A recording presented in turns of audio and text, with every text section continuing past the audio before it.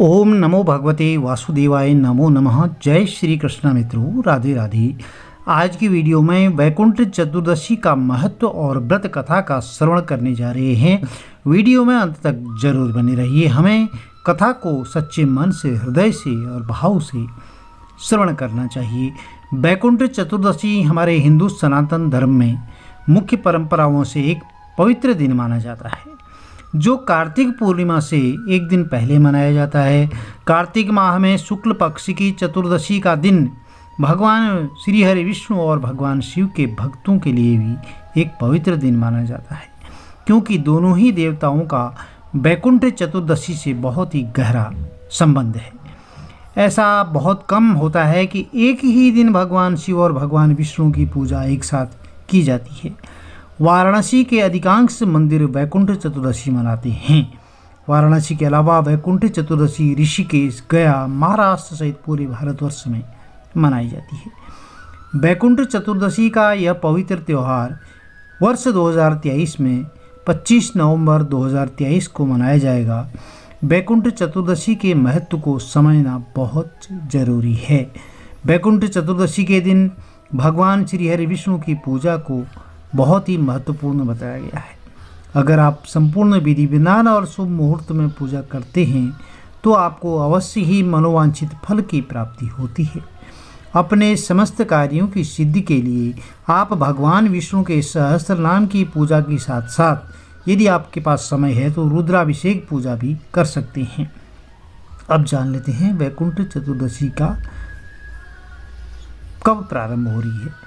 वैकुंठ चतुर्दशी का प्रारंभ 25 नवंबर 2023 को शाम 5:22 पर होगा और चतुर्दशी तिथि समाप्त होगी 26 नवंबर 2023 को 3:53 पर। थोड़ा बहुत 1-2 मिनट का आपके क्षेत्र में अलग अलग समय हो सकता है। वैकुंठ चतुर्दशी के दिन कार्तिक माह में शुक्ल पक्ष की चतुर्दशी आती है। यह त्यौहार भगवान शिव और भगवान विष्णु के दोनों उपासकों के लिए बहुत ही पवित्र होता है। इस दिन दोनों लोग भगवान की पूजा करके उनका आशीर्वाद लेते हैं। वैकुंठ चतुर्दशी का पर्व हमारे देश में बड़ी धूमधाम से मनाया जाता है। ज्योतिषी की बात करें तो इस दिन व्रत और पूजा पाठ करने से भक्तों की समस्त मनोकामनाएं पूर्ण होती हैं और मृत्यु के पश्चात वैकुंठ लोक की प्राप्ति होती है। वैकुंठ चतुर्दशी पर निशिता मुहूर्त के दौरान भगवान श्री हरि विष्णु की पूजा की जाती है, जो कि मध्यरात्रि का समय होता है। तो वैकुंठ चतुर्दशी के दिन निशिता काल का समय रहेगा रात्रि 11:45 से लेकर के 12:34 तक रात्रि रहेगा और यह 26 नवंबर का समय होगा।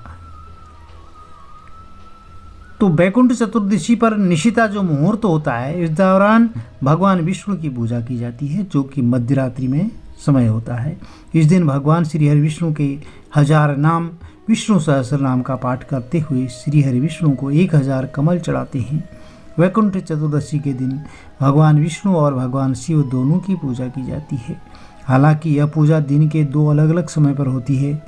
भगवान विष्णु के भक्त निशिता मुहूर्त में पूजा करना पसंद करते हैं, जो मध्यरात्रि का समय होता है, जबकि भगवान शिव के भक्त जो है अरुणोदय मुहूर्त में पूजा करना पसंद करते हैं। सूर्योदय से पहले का समय होता है शिव भक्तों के लिए। वाराणसी के मणिकर्णिका घाट पर अरुणोदय के दौरान सुबह का स्नान बहुत महत्वपूर्ण होता है। इस दिन की पवित्र डुबकी को कार्तिक चतुर्दशी पर मणिकर्णिका स्नान के रूप में जाना जाता है। इस दिन भगवान विष्णु और शिव की पूजा को अत्यंत महत्वपूर्ण बताया गया है, इसीलिए आपको मुहूर्त का विशेष ध्यान रखना होगा और वैकुंठ चतुर्दशी के पूजन करना। वैकुंठ चतुर्दशी के दिन आपको विधि विधान से, वैदिक विधि से और पूजन करें। वैकुंठ चतुर्दशी के इस पवित्र दिन पर आप ब्रह्म मुहूर्त में उठ करके स्नान करें। यदि आपके पास सरोवर, कोई तालाब, कुंड, पवित्र नदी, गंगा नदी नहीं है तो आप क्या करें, एक बाल्टी में जल भर लें और उसमें थोड़ा सा गंगा जल मिश्रित करके उस बाल्टी से स्नान कर लें। इसके बाद व्रत का संकल्प लें। दिन भर में आप थोड़े बहुत फलाहार भी कर सकते हैं।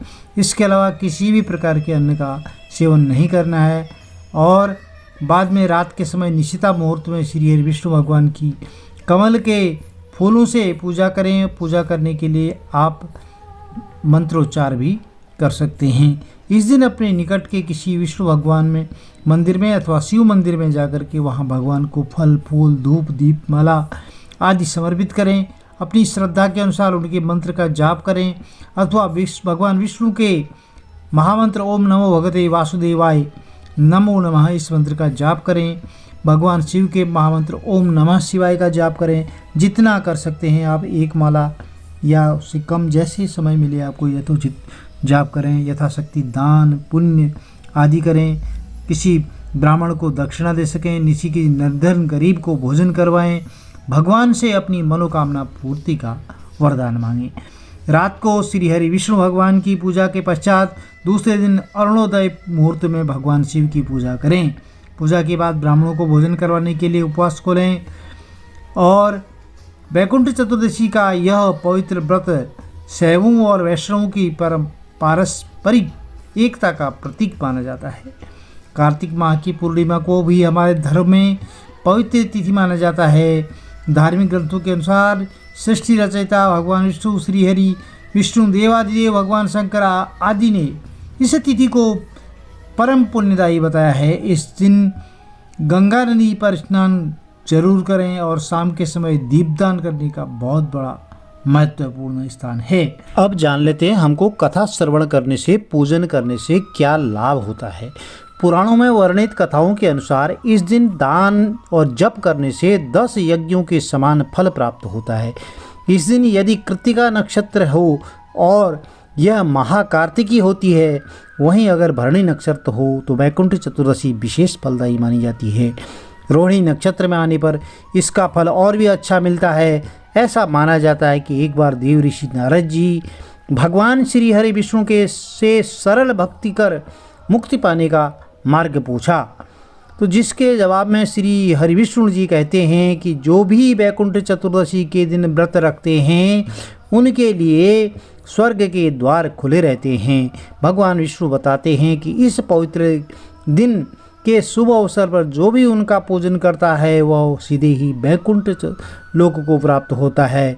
उसके वैकुंठ के द्वार उसके लिए हमेशा खुले रहते हैं। इस व्रत की पूजा के बाद कथा सुनने को भी आवश्यक माना गया है। ऐसा माना जाता है कि इस दिन अगर आप वैकुंठ चतुर्दशी को कथा श्रवण करते हैं तो आपके समस्त पाप नष्ट हो जाते हैं। तो आइए इस व्रत की कथा के बारे में आपको श्रवण कराते हैं। भगवान विष्णु का आशीर्वाद प्राप्त करने के लिए पूजा करवाएं। भगवान शिव की कृपा बरसती रहे, इसके लिए आप उनका विशेष रूप से रुद्राभिषेक भी कर सकते हैं। इसके लिए आप वैदिक ब्राह्मणों से भी संपर्क कर सकते हैं।